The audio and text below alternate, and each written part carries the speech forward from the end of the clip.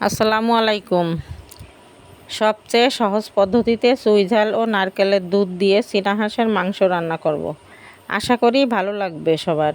আর ভালো লাগলে ফেসবুক থেকে দেখলে পেজে গিয়ে লাইক ফলো দিয়ে পাশে থাকবেন। ইউটিউব চ্যানেল থেকে দেখলে চ্যানেলটিকে সাবস্ক্রাইব করে পাশে থাকার বেল আইকনে চাপ দিয়ে রাখবেন, যেন কোনো নোটিফিকেশন দেওয়া মাত্রই পৌঁছে যায় আপনার কাছে। প্রথমে আমি মাংসটা ধুয়ে পরিষ্কার করে নিয়েছি।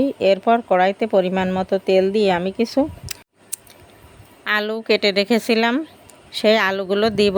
সঙ্গে লবণ হলুদ দিয়ে হালকা করে ভেজে উঠিয়ে রাখব।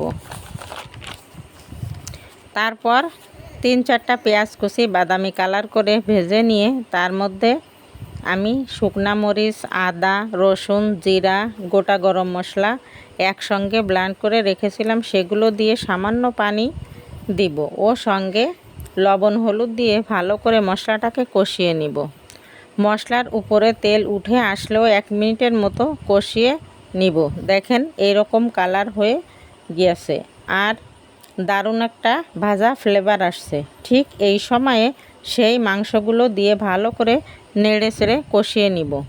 এই পর্যায়ে আমি কখনোই ঢেকে দিব না আর কোনো পানিও অ্যাড করব না। অনবরত নাড়তে থাকব। বন্ধুরা, কে কেমন রান্না করেন জানি না, তবে আমি এই কষাইতেই মাংস অর্ধেক সিদ্ধ হয়ে যাবে। দেখেন কেমন হয়েছে। মাংসটা আমি 20 থেকে 25 মিনিট ধরে কষিয়ে নিয়েছি। এখন আগে থেকে আমি একটা নারকেল কুড়িয়ে গরম পানির সঙ্গে মিশিয়ে দুধটা আলাদা করে নিয়েছিলাম, সেই দুধগুলো দিয়ে দিব। একটু নাড়াচাড়া করে মিশিয়ে এবার ঢেকে দিব যতক্ষণ না এই দুধটা সম্পূর্ণ শুকিয়ে যায়। এই যে শুকিয়ে গিয়েছে, মাঝে আমি একবার নেড়ে দিয়েছিলাম।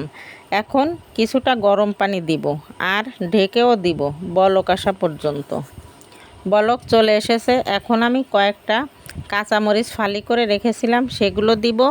1 মিনিট পর আমাদের খুলনার বিখ্যাত চুই ঝাল 100 গ্রাম নিয়েছিলাম, ফালি করে রেখেছিলাম, সেগুলো দিয়ে সেই ভেজে রাখা আলুগুলো দিয়ে দিব। সমস্ত কিছু ভালো করে নেড়ে চেড়ে ঢেকে রান্না করব প্রায় 7 থেকে 8 মিনিট। এই যে দেখেন আমি এরকম ঝোল শুকিয়ে নিয়েছি, এখন নামিয়ে নেব। বন্ধুরা, কেমন লাগলো বলবেন। আজ এ পর্যন্ত, দেখা হবে অন্য কোনো ভিডিওর সঙ্গে। সে পর্যন্ত সবাই ভালো থাকবেন। আল্লাহ হাফেজ।